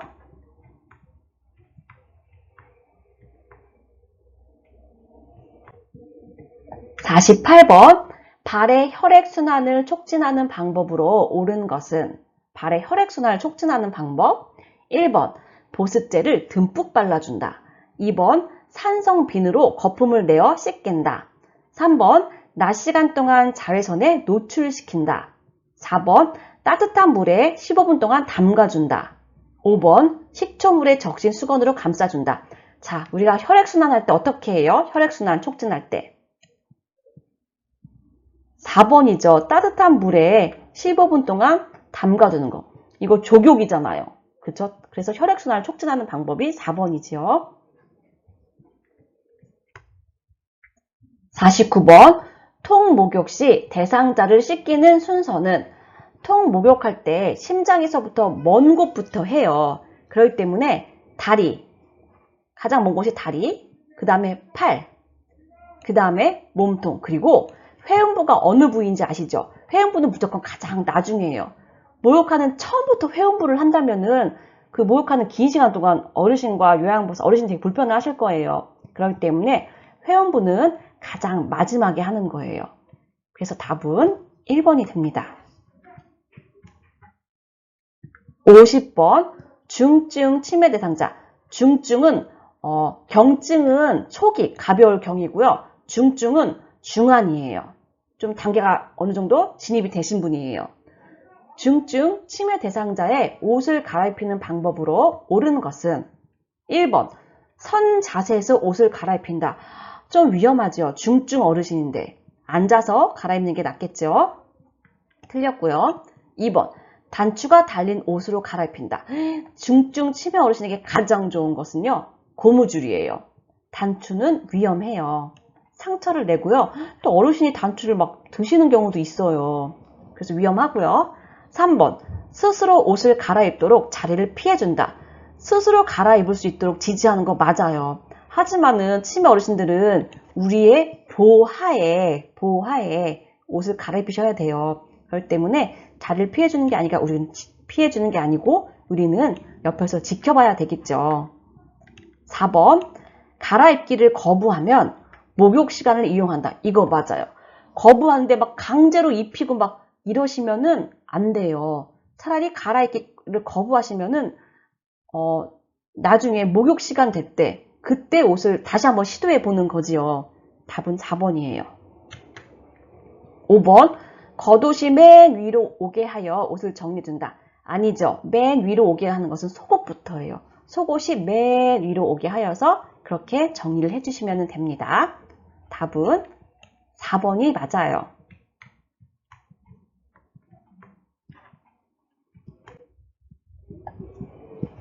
51번, 대상자를 옆으로 눕혔을 때 안정되고 편안한 자세는 옆으로 눕혔을 때요. 엉덩관절과 척추관절을 편 자세, 엉덩관절과 무릎관절을 편 자세, 엉덩관절과 무릎관절을 굽힌 자세. 답은 3번이에요. 엉덩관절과 무릎관절을 굽힌 자세. 이게 바로 이렇게 눕히는 거예요. 대상자를 옆으로 눕혔을 때 이걸 측이라고 하죠. 치기로 눕혔을 때 이렇게 엉덩관절은 뒤로 빠졌어요. 그리고 무릎관절도 역시 이렇게 굽혀져 있어요. 그래서 엉덩이가 뒤로 많이 빠질수록 무릎이 굽힐수록 어르신은 편해요. 그래서 답은 3번 엉덩관절과 무릎관절을 굽힌 자세. 이 자세가 어르신이 편안한 자세입니다. 52번, 다음 그림과 같이 두 다리를 편 상태로 대상자를 똑바로 앉히면 무리하게 이렇게 똑바로 앉힌다면은 어디에 손상이 올까요? 그쵸. 넙다리뼈에 손상이 온다. 이거 우리 배웠을 거예요. 넙다리뼈는 바로 이곳을 이야기하거든요. 이렇게 무리하게 앉히다 보면은 이 넙다리뼈에 골절이 될 수가 있어요. 그렇기 때문에 좀 조심하여라.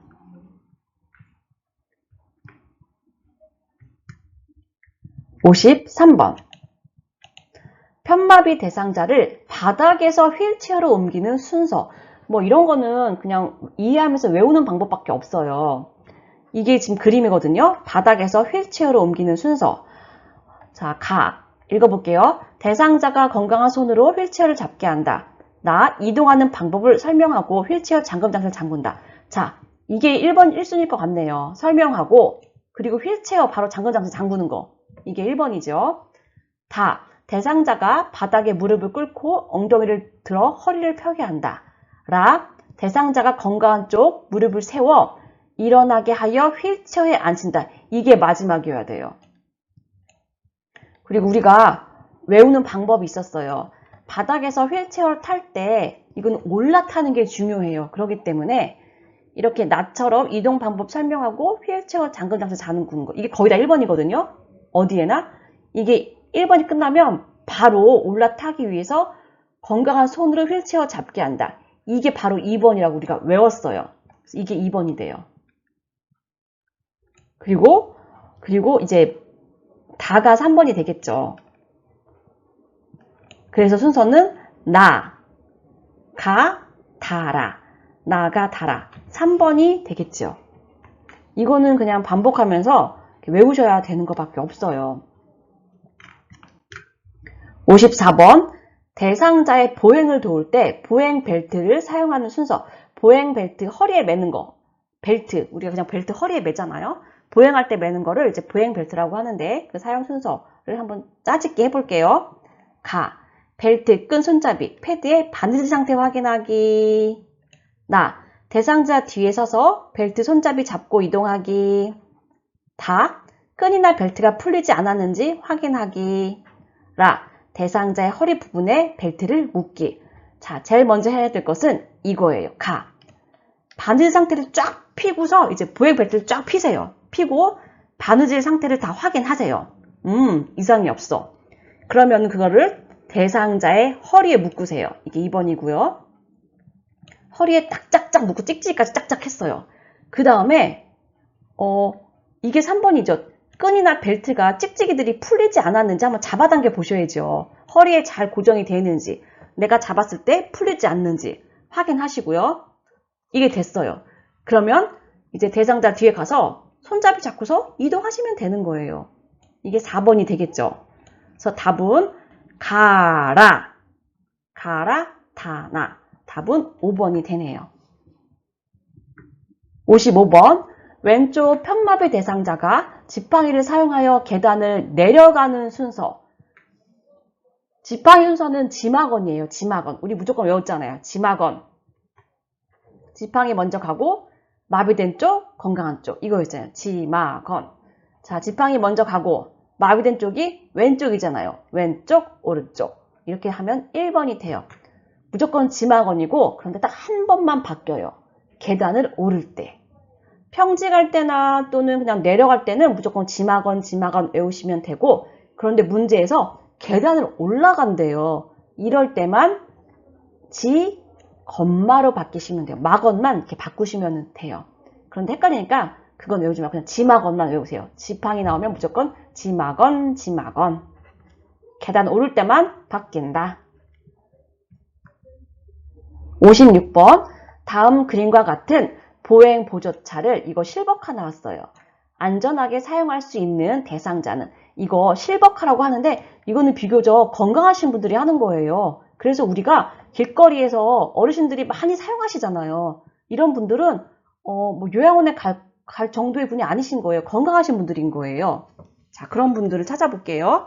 1번 하체에 힘이 없어 보행이 어려운 대상자. 2번 어느 정도 균형 감각과 보행 능력이 있는 대상자. 맞아요. 이렇게 건강하신 분들이 사용해야 되는 거예요. 3번 뇌졸중으로 오른쪽 편마비가, 아이고 이런 분 안 되고요. 4번 손잡이에 체중을 실어야 하는, 아니에요. 체중 안 실어도 되는 건강한 분들이 사용하는 거고요. 5번 이동 중 보행 보조차에 기대어 쉬어야 하는 대상자. 기대는 게 아니고 여기 앉는 의자가 있어요. 그래서 이제 건강하신 분들이 사용하시니까 한참 가다가 아유 다리 아파 좀 쉬어볼까? 이러면은 여기 잠근딱지 있잖아요. 딱 잠그고 여기 앉아서 쉬시면 되는, 이런 건강하신 분들이 사용한다. 이거를 외워두셔야 돼요. 답이 2번이 됩니다. 57번. 시설에서 감염 예방을 위해 반드시 따로 처리해야 된다는 거 보니까 감염성 있는 걸 찾는 것 같아요. 전염되는 거. 처리해야 하는 것은 대상포진 대상자 식기, 천식 대상자 세면도구, 결핵 대상자의 가래가 묻은 휴지, 접촉성 피부염 대상자의 젖은 의복, 전립선 비대증 대상자의 얼룩진 침구. 자, 이 중에서 전염되는 거 하나 있어요. 그게 바로 3번이에요. 예. 전염되기 때문에 문제 자체에 감염 예방이라잖아요. 감염 예방. 다시 말해 전염을 얘기하는 거거든요. 전염 예방을 위하여 우리가 좀 신경 써야 하는 게 이제 결핵인 거죠. 이게 전염이니까. 나머지는 다 전염되지 않는 것들이에요. 58번. 지진이 발생했을 때 대처 방법은 1번 창문을 열고 환기한다.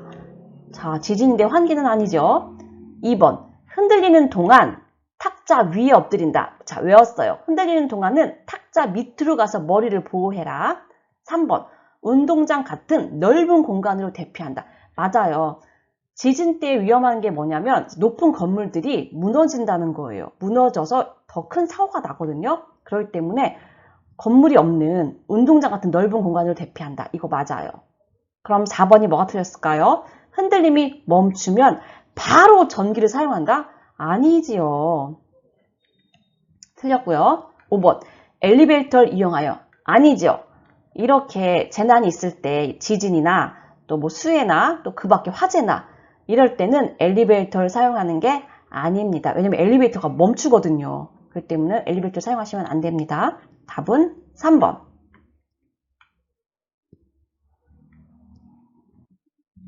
59번. 재가 대상자의 가정에 정전이 발생했을 때 대처 방법은 정전. 1번. 욕조에 물을 받아둔다. 욕조에 물을 받아두는 것은 정전 때 하는 게 아니고 바로 수해 때 하는 것입니다. 상수도 오염 때문에 욕조에 물을 받아두는 것이고요. 2번. 누전 차단기를 즉시 교체하는 게 아니고 점검을 해보셔야 되겠죠. 3번. 두 손으로 벽을 짚으며 밖으로 나간다. 많이 본 문장이에요. 화재 때, 화재 현장을 나올 때 두 손이 아니고 한 손으로 벽을 짚으며 나와라. 그 얘기고요. 네 번째, 정전으로 해동된 식품은 다시 냉동하지 않습니다.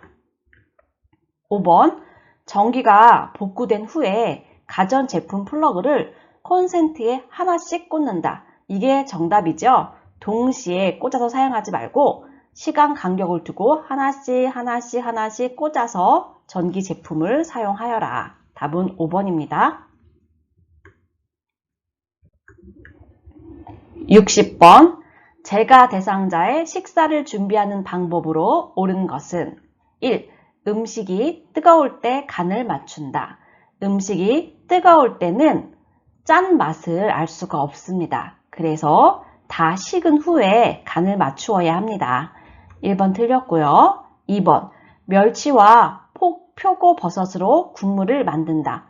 이렇게 육수를 내면은 나트륨, 그러니까 소금이나 간장 사용을 줄일 수가 있습니다. 답은 2번이고요. 3번. 생선을 오래 굽고 생선은 오래 구우면 질겨집니다. 그걸 알아두셔야 되고요. 4번. 엿과 설탕 같은 단당류로 음식을 조리한다. 엿과 설탕 같은 단당류는 혈당을 아주 빠른 속도로 높이는 안 좋은 것들이에요. 그런데 그런 거를 위주로 음식을 만드시면 안 되겠죠. 5번. 음식은 한꺼번에 만들어두고 조금씩 제공한다. 아니죠. 그때그때 필요한 만큼만 만드셔야 합니다. 답은 2번입니다. 61번. 다음의 표시 방법으로 건조해야 하는 세탁물은 이 표시의 의미는 옷걸이에 걸어서 그늘에서 말려라 하는 그런 의미예요. 자, 다음 중 어떤 것일까요? 1번 이불. 이불을 우리가 옷걸이에 걸어서 그늘에서 말리나요? 아니죠. 청바지 역시 청바지는 세탁도 막 해야 되는, 막 할 수 있는 그런 좋은 사용하기 편한 의류 중에 하나인데 그 청바지를 꼭 옷걸이에 걸어서 그늘에 말려야 되는 건 아니죠. 면 티셔츠는 그늘에 말리지 않아요. 오히려 햇볕에 말리면 살균 효과가 있어요. 또 니트 목걸이, 니트 같은 니트류는 옷걸이에 걸면은 축축 늘어져서 옷이 늘어나요. 그렇기 때문에 니트는 옷걸이에 걸지 않고 채반에 걸쳐서 옷을 말립니다. 답은 5번이에요. 왜냐? 꽃무늬 때문에 그늘에서 말리게 돼요. 그리고 블라우스 때문에 주름이 적게 하기 위해서 옷걸이에 걸게 되고 또 이런 색깔이 요란한 꽃무늬 같은 경우는 햇빛에서 말리면 색이 흐려져요. 그렇기 때문에 그 선명한 색깔을 유지하기 위해서는 꼭 그늘에서 그리고 옷걸이에 걸어서 말려야 되는 것입니다. 답은 5번입니다. 62번. 대상자 외출할 때 동행하는 방법으로 옳은 것은 1. 보호자의 자가용을 운전하여 이동합니다. 자, 틀렸죠? 보호자의 자가용을 사용하다가 사고가 났을 때 누가 책임지게 될까요? 아니죠. 보호자의 자가용을 사용하지 않습니다. 2번. 장기 요양 인정서와 주민등록 등본을 준비한다? 외출할 때마다 이렇게 장기 요양 인정서를 준비할 필요는 없어요. 3번. 외출 중에 요양보호사의 사적인 일을 처리한다? 자, 공과 사는 구분하시면서 일을 하셔야 되고요. 4번. 걸을 때 보폭을 크게 하여 신속하게 이동한다. 어르신과 함께 우리가 이동을 하는데 보폭을 크게 하면서 신속하게 이동한다면 어르신이 따라오기 힘들어 하시겠죠. 5번. 대상자의 신체 상태를 고려하여서 거기에 맞는 이동 보조 기구를 준비한다. 답은 5번입니다. 63번. 치매 대상자가 누워만 있으려고 할 때 대처 방법은 1번. 대상자가 원하는 대로 누워있게 한다. 걔 하루 종일 누워있고 싶어 하시는 어르신을 그냥 하루 종일 눕혀놓으면 안 돼요. 2번. 누워만 있으려고 하는 이유를 물어본다. 치매 요양보호에 대한 문제에서 어르신에게 물어본다, 또는 설명한다, 또는 기다린다, 설득한다. 이런 표현들은 다 틀린 것들이에요. 자, 물어본다, 설명한다, 설득한다, 기다린다. 이거는 치매 요양보호에 어울리지 않는 것들이에요. 4번. 대상자가 좋아하는 화분에 물을 주게 한다. 자, 답은 4번이죠. 잠깐 환기시키는 거예요. 누워만 있으라고 하니까 어르신이 좋아하는 화분에 함께 물을 주어요 하고 어르신을 활동하게 하는 거죠. 답은 4번이고요. 5번은 주기적으로 환경을 바꾸어. 치매 요양보호에서는 환경을 바꾸어서는 안 돼요. 이렇게 환경을 바꾸는 것보다 중요한 거는 차라리 환경을 바꾸지 않고 구조화되어야 돼 있고요. 또 안정적이어야 돼요. 복잡해서는 안 돼요. 그런 것들은 어르신이 사고를 유발할 수 있기 때문에 환경을 바꾼다는 표현은 좋지가 않아요. 답은 4번입니다. 64번. 치매 대상자의 안전을 고려하여 방을 관리하는 방법으로 옳은 것은 1번. 침대 및 방바닥에 두꺼운 요를 깔아둔다. 이거 정답이에요. 혹시 모를 어르신이 침대에서 떨어질 수가 있잖아요. 그래서 요를 깔아두는 거 너무 잘하신 거고요. 2번. 큰 유리창을 투명하게 하여 밖이 잘 보이게 한다. 자, 위험한 행동입니다. 유리창이 있다는 걸 우리는 알 수 있지만 인지 능력이 떨어지신 어르신은 유리창이 있다는 걸 모를 수가 있어요. 그래서 사고가 날 수 있기 때문에 2번처럼 하시면 안 되고요. 3번. 프라이버시를 위해 방 안에 잠금 장치를 설치한다. 이것도 틀린 거죠. 어르신을 우리가 케어하기 위해서는 항상 우리의 보호 안에 계셔야 돼요. 방에서 잠금 장치를 잠그면 내가 들어갈 수가 없잖아요. 어르신을 보호할 수가 없는 상황이 와요. 3번도 틀렸고요. 4번. 다른 사람의 눈에 잘 띄지 않는 방으로 배정한다. 역시 틀렸죠. 치매 어르신들은 우리의 보호가 있어야 됩니다. 그렇기 때문에 우리의 눈에 띄는 곳에 있어야 되고요. 5번. 방 안이 따뜻하도록 대상자 옆에 난로를 켜둔다. 자, 너무 위험한 행동이지요. 답은 1번입니다.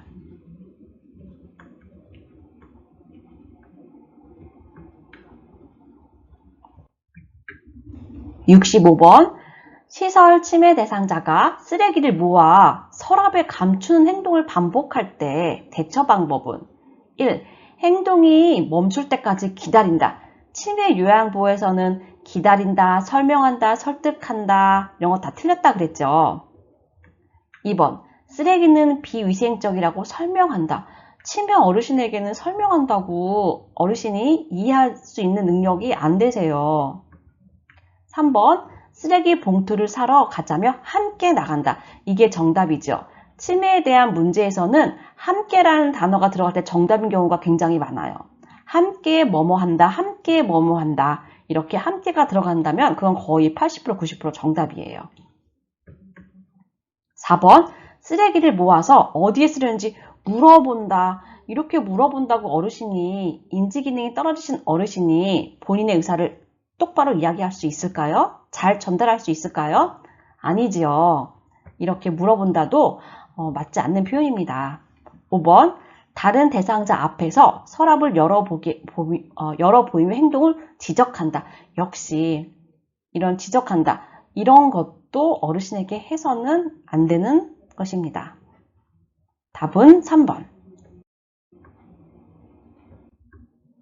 66번.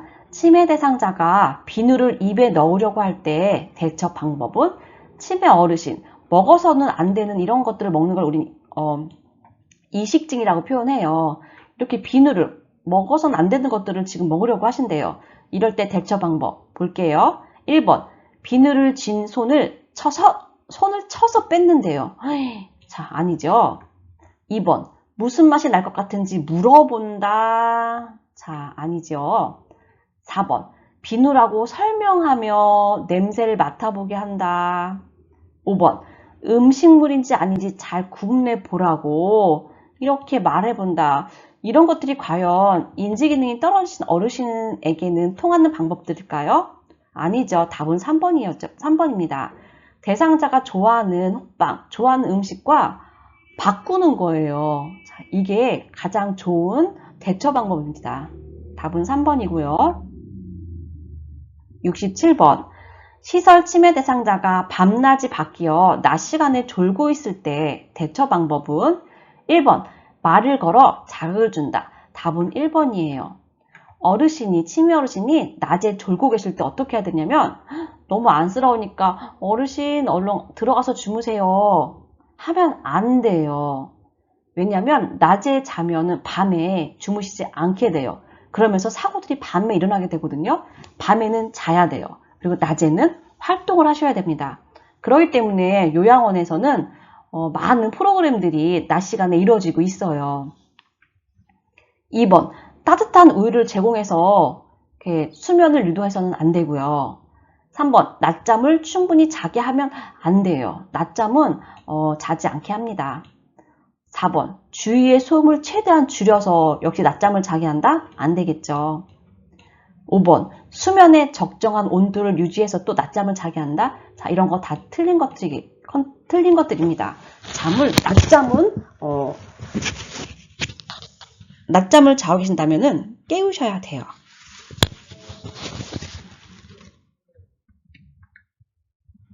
68번. 치매 대상자가 딸이 오기로 했다며 밖으로 나가려고 문 앞에서 서성거릴 때 대처 방법은 1번. 딸은 오늘 못 와요 라고 말한다. 2번. 딸이 언제 오기로 했어요? 라고 물어본다. 3번. 어르신 요즘 자주 그러시네요 라고 말한다. 4번. 딸과 먹을 음식을 만들어요 라며 함께 식사를 준비한다. 자, 함께라는 단어가 들어갔죠? 5번. 어르신 우리 음악 들을까요? 라며 라디오를 크게 틀어준다. 자, 가장 적당한 대처 방법은 바로 4번이죠. 잠깐 주의를 환기시키시면서 함께 식사를 준비한다는 거. 이게 가장 좋은 대처 방법입니다. 69번. 치매 대상자가 아들이 뇌퇴직금 통장을 가져갔어 라며 반복적으로 화를 낼 때 대처 방법은 1번. 아들에게 연락하여서 확인한다. 통장을 직접 찾아서 건네준다. 3번. 아들은 그런 사람이 아니라고 말한다. 4번. 통장을 가져가는 것을 보았는지 물어본다. 5번. 이야기를 들어주며 속상하겠다고 다독인다. 자, 정답은 몇 번일까요? 5번이겠죠? 아니라고 부정하지 마시고, 부정하면 오히려 역효과가 납니다. 부정하지 마시고, 또 굳이 설명한다는 것도 치매 요양보호에 해당하지 않아요. 지금 어르신이 화가 나 있는 이 감정을 그냥 화날 수 있겠다. 어르신은 그렇게 생각하시니까 그걸 받아들여 주시고 이걸 수용이라고 해요. 수용하여 주시고 속상하겠다고 그 마음을 다독이는 거. 이게 가장 좋은 대처 방법입니다. 10번. 시설 치매 대상자가 휠체어에 앉아있는 대상자에게 화를 내며 끌어내리려고 할 때 대처 방법은 1번. 휠체어에 타고 싶은지 물어본다. 2번. 다른 휠체어를 갖다 주겠다며 찾으러 간다. 3번. 더 좋은 휠체어를 타러 가자며 데리고 나간다. 이 중간에 함께라는 표현이 있으면 좋을 것 같아요. 4번. 위험한 행동을 하면 집으로 돌려보낸다고 말한다. 이렇게 협박하는 걸까요? 5번. 두 사람이 모두 다칠 수 있다며 힘으로 제압한다. 자, 답은 뭘까요? 3번이겠죠. 더 좋은 휠체어를 타러 가자며 함께 데리고 나간다. 여긴 함께라는 의미가 포함되어 있어요. 이 문장에는. 그래서 답은 3번입니다. 71번. 시설 침해 대상자가 해질녘이 되면 밖으로 나가겠다며 문고리를 잡고 흔들 때, 자, 해질녘에 이런 행동을 보이는 걸 우리는 무엇이라고 하죠? 석양증후군이라고 이야기를 하죠. 해가 질 무렵에, 그러니까 불안하신 거예요. 그 어둠이 올 때, 그 불안한 때. 그래서 이제 문고리를 잡고 흔드신대요. 이럴 때 어떻게 해야 될까요? 1번, 잠잠해질 때까지 지켜본다. 2번, 조용한 방에 혼자 있게 한다. 보통 혼자가 들어가면 이건 다 정답, 틀린 문장이에요. 함께 가야지 어디에도 혼자라는 말을 넣어서는 안 돼요. 3번, 커튼을 쳐서 실내를 어둡게 한다. 지금 어두움 때문에 불안해 하시는데 어둡게 한다. 4번, 아끼는 인형을 주며 안아주라고 말한다. 답은 4번이죠. 5번, 밤에는 집에 있어야 한다며 알려준다. 자, 답은 4번이에요. 석양증후군은 어두움에 대해서 불안하기 때문이에요. 그래서 불안할 때는 어르신에게 익숙한 것들을 제공하는 거예요. 자, 아끼는 인형, 또 이렇게 익숙한 것들, 또 뭐 애완견, 또 친숙한 음악, 이런 것들을 통해 익숙한 것들을 제공하여서 불안을 해소시켜주는 게 그게 이제 가장 좋은 대처 방법이지요. 72번. 대상자의 상태에 따라 권장할 수 있는 여가 활동에 관한 설명으로 옳은 것은 1번. 선망 대상자에게 영화를 보게 한다. 선망 대상자는 내가 누구야 지금 여기가 어디야 이렇게 모를 수가 있는데 그런 대상자에게 영화를 보게 한대요. 더 헷갈리십니다. 그때 어벤져스를 보면은 어르신이 자기가? 그렇죠. 어벤져스 멤버라고 생각할 수도 있는 거예요. 그렇기 때문에 1번은 좋지가 못해요.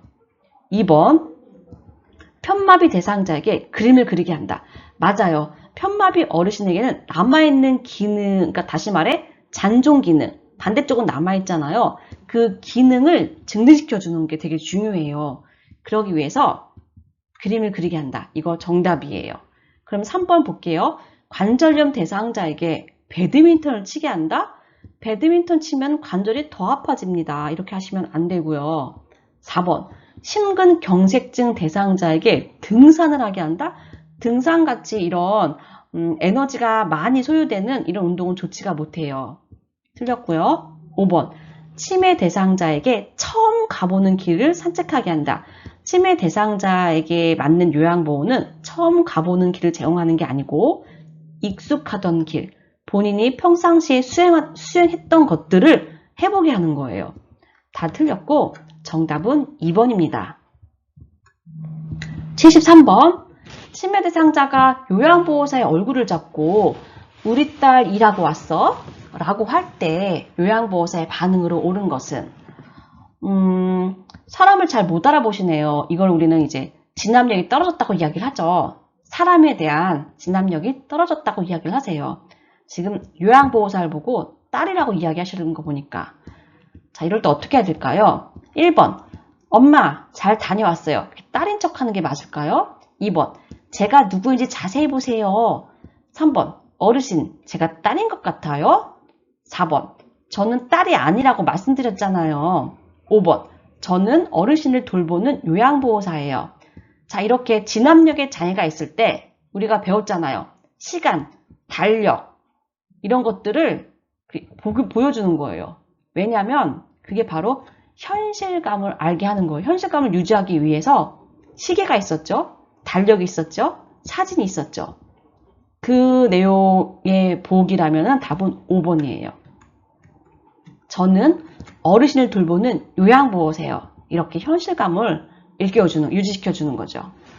답은 5번이고요. 74번. 다음 대화에서 요양보호사의 공감적 반응을 오는 것은 자, 공감적 반응도 우리가 많이 풀어봤어요. 대상자가 나를 도와주던 요양보호사는 그만두었어요. 그 사람이 참 잘하던데 요양보호사가 뭐라고 이야기를 해야 될까요? 속마음은 약간 좀 기분이 나쁠 수 있을 것 같아요. 그쵸? 그 사람이 참 잘했는데 나를 원하는 게 아니잖아요. 하지만은 나의 속마음을 이야기해서는 안 되죠. 공감적 반응은 상대방의 이야기를 공감해 주는 거예요. 그렇기 때문에 답은 1번 서로 적응될 때까지 기다리세요. 2번 그런 식으로 말하시니 제가 많이 서운하네요. 3번 제가 그 사람보다 경력이 많아 더 잘할 수 있어요. 4번 제가 마음에 들지 않으시면 다른 사람을 소개해 드릴까요? 5번 그 사람이 일을 참 잘하셨나 봐요. 저도 열심히 노력할게요. 자, 5번이죠. 5번이 공감적 반응을 보이면서 참 표현을 예쁘게 하신 것 같아요. 저도 열심히 노력할게요. 답은 5번입니다. 75번 다음 사항에서 요양보호사가 자 이번에는 나 전달법이래요. 나 전달법으로 반응한 것은 대상자 오늘 아침은 먹기 싫어서 안 먹었어. 요양보호사 어르신이 좋아하는 청국장 찌개였는데요. 대상자 아무런 말씀이 없으시네요. 자, 나 전달법은 내 감정을 이야기하는 거죠. 1번 배가 고프지 않으세요? 2번 청국장찌개에 실증 나셨어요? 3번 청국장찌개는 건강에 좋은 음식이에요. 4번 제가 가져온 고구마를 드릴게요. 5번 식사를 안 하셨다니 마음이 안 좋아요. 자, 나 전달법은 무엇일까요? 5번이겠죠. 내 감정을 이야기하는 거. 어르신이 식사를 안 하셨으니 제가 마음이 안 좋네요. 이게 바로 나 전달법입니다. 76번. 치매 대상자와 의사소통할 때 지켜야 하는 기본 원칙으로 옳은 것은 1번. 톤이 높거나 큰 소리로 이야기한다? 아니에요. 이렇게 자극을 주면은 어르신은 더 불안해할 수가 있어요. 1번 틀렸고요. 2번. 네, 아니요 라고 답할 수 있는 질문을 한다. 맞아요. 어르신에게 왜, why 이런 문장을 쓰셔서 어르신과 대화하시면 안 돼요. 어르신은 그렇게 질문을 못 하세요. 거기에서 오는 또 좌절감을 맛보시게 되잖아요. 그렇기 때문에 어르신이 할 수 있는 네, 아니요 라는 단답에 답을 할 수 있는 질문을 한다. 답은 2번이고요. 3번. 긍정형 질문보다 부정형 질문을 한다. 바뀌었습니다. 부정형보다는 긍정형 질문으로 다가가셔야 되고요. 4번. 대화 시 여러 사람이 함께 참여한다면은 어르신은 이 대화에 따라갈 수가 없어요. 5번. 과거 이야기는 피하며 현실을 자학할 수 있게 한다.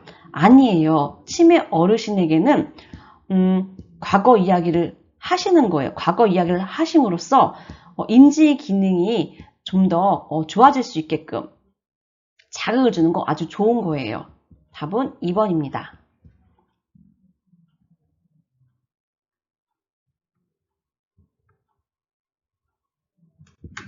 77번. 대상자가 경련을 하며 쓰러졌을 때 응급처치 방법으로 옳은 것은 경련에 대한 응급처치입니다. 1번. 일으켜서 침대로 옮긴다. 어르신이 막 경련하고 있는데 거기서 일으켜서 침대로 옮기다가는 그 과정에서 뭐 골절 사고가 나거나 사고가 나요. 그 자리에 있게 하셔야 되고요. 2번. 머리에 부드러운 것을 대어준다. 맞아요. 경련할 때는 머리도 움직이세요. 쾅쾅쾅쾅 머리를 바닥에 이렇게 부딪히시면서 머리 손상을 입을 수가 있기 때문에 그걸 방지하기 위하여 머리 밑에 부드러운 거 대어주는 거 정답입니다. 3번, 세 번째, 머리를 뒤로 젖혀 기도를 확보하는 게 아니고 경련할 때는 입에서 막 거품들이 나오거든요. 그래서 이게 기도를 막지 않게끔 고개를 옆으로 돌려주셔야 됩니다. 뒤로 젖혀가 아니고요. 4번, 경련이 끝날 때까지 팔 다리를 붙잡아 줍니까? 아닙니다. 경련 못하도록 팔 다리를 붙잡아 주면 안 돼요. 그냥 안전하게 경련이 끝날 때까지 우리는 지켜보면서 관찰해주고 그게 우리가 해야 될 일입니다. 5번, 혀를 깨물지 않게 입을 벌려서 손수건을 물린다. 경련할 때는 어르신이 의식이 없어요. 그렇기 때문에 쓰러져서 경련하시잖아요. 그럴 때는 입안에 절대로 아무것도 넣어주어서는 안 됩니다. 넣어주면 그게 기도를 막는 그런 사고가 일어나기 때문에 입안에 아무것도 넣어주어서는 안 됩니다. 78번. 산책하던 대상자가 넘어져 손목 골절이 의심될 때 대처 방법은 자, 골절에 대한 응급처치 문제입니다. 1번, 온찜질을 해줍니다. 틀렸죠? 골절일 때는 온찜질이 아니고 냉찜질. 2번, 압박 붕대로 꽉 조여준다. 자, 꽉 함정이에요. 골절일 때 왜 압박 붕대로 꽉 조여줘요? 틀렸습니다. 3번, 반지와 시계를 제거해준다. 맞아요. 골절이 생기면 시간이 지나면 이제 부종이 일어나요. 그런데 부종이 일어나기 전에 장신구들은 빨리 빼주셔야 돼요. 부종이 일어나면은 장신구들이 이제 누르면서 혈액순환을 방해하기 때문에 장신구들은 빨리 빼주셔야 합니다. 답은 3번이고요. 4번, 손을 심장 위치보다 낮게? 안 되지요. 오히려 골절일 때는 부종이 만약에 있다면은 크게 탱탱 부었다면은 부종을 예방하기 위해서는 이제 심장보다 높게 해줘야 되는 건 있어요. 하지만 심장보다 낮게 한다는 거는 골절 때 하는 행동이 아니고요. 5번, 손목을 움직이는지 돌려보게 한다. 골절일 때 가장 중요한 건 뭐냐면 움직이지 않는 거예요. 그렇죠? 왜냐하면 움직이면서 골절된 그 뼈들이 주변 조직을 손상을 시켜요. 그래서 2차 손상을 만들거든요. 그렇기 때문에 골절일 때 가장 중요한 거는 움직이지 않게 하는 거예요. 그래서 5번도 틀렸어요. 답은 3번입니다. 79번, 대상자가 한꺼번에 많은 약물을 복용한 뒤에 구토를 했대요. 자, 어떻게 해야 될까요? 1번, 구토를 억제하는 약물을 제공한다? 이렇게 내 맘대로 이런 거 해서는 안 되고요. 2번, 남은 약을 가지고 대상자와 병원을 가셔야 되겠죠. 그렇죠. 이렇게 약물로 인한 부작용 우리가 특별히 해드릴 게 없어요. 얼른 모시고 병원 가셔야 돼요. 답은 2번이고요. 3번, 옷을 느슨하게 하고 따뜻한 물을 먹인다. 자, 그게 중요한 게 아니에요. 지금 구토하는 과정에 물 먹으면 흡인될 수가 있어요. 4번, 구토물을 즉시 치워 주위를 깨끗하게 한다. 아니죠. 병원에 갈 때 구토물도 가지고 간다면은, 아니면 사진이라도 찍어서 간다면은 의사 선생님이 그걸 보고 알 수가 있잖아요. 정보를 우리가 줄 수가 있기 때문에 구토물을 즉시 치우는 게 아니죠. 5번, 엎드려서 고개를 옆으로 돌린 자세를 할 필요는 없지요. 얼른 모시고 병원 가는 게 정답입니다. 80번, 대상자에게 심폐소생술을 할 때 가슴을 압박하는 방법으로 옳은 것은 1번, 명치 아래 부위를 압박한다. 자, 우리 압박하는 그 포인트를 아셔야 돼요. 명치가 아니고 흉골의 아래쪽 절반이잖아요. 1번 틀렸고요. 2번, 양쪽 팔을 45도 정도 굽혀서 안 돼요. 양쪽 팔꿈치는 굽혀지어서는 안 돼요. 쭉 펴야지 내 체중이 대상자의 가슴에 그대로 실려요. 팔을 굽혀지면 안 되고요. 3번, 분당 100에서 120회의 속도로 압박한다. 정답은 3번입니다. 4번, 등 밑에 낮은 베개를 고인 후 압박한다. 등 밑에 낮은 베개, 이렇게 물렁물렁한 베개 놓지 않고요. 오히려 판판한 곳에서 해야지 내 체중이 심장에 실릴 수가 있어요. 그렇기 때문에 병원에서 한다면은, 병원에 만약에 이렇게 어르신이 심정지가 일어났는데 아주 푹신푹신한 매트리스가 있어요. 그러면 어르신을요, 바닥으로 내려놔요. 딱딱한 바닥으로 눕히고 거기서 심폐소생술을 하게 돼요. 4번도 틀렸고요. 바닥은 단단해야 되고요. 5번, 최대 3cm 정도의 깊이가 아니고 5cm죠. 5cm 정도의 깊이로 가슴을 눌리게 한다. 답은 3번이 맞습니다. 오늘 하루도 너무너무 많이 수고하셨습니다. 자, 물 많이 드시고 이제 푹 쉬세요.